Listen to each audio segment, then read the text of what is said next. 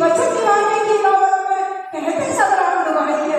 राम की शपथ दिलाती है कि कहते सब राम दुहाई है, और हे राम की मुख से निकले विपत घड़ी जब आई है, कि हे राम की मुख से निकले विपत घड़ी जब आई है। और तन में जब पीड़ा भारी, हर परिस्थिति में देखिएगा कि तन में जब पीड़ा भारी, उससे बैठते अरे राम, घुटनों में हाथ करके बोलते ना कि अरे राम, कि तन में जब पीड़ा भारी, उससे बैठते अरे राम, और हाय मुख से निकले।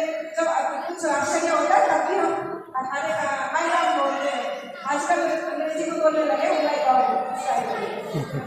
तो वो भाव तो वहीं से आएंगे ना, हाय राम से, कि हाय राम जब मुझसे निकले आश्चर्य में हाय राम।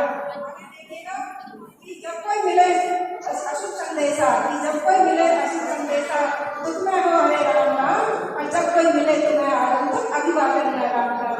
गाँव में और शहर में राम राम करके बोलते हैं, तो अभिवादन करके हम राम राम कहते हैं। कविता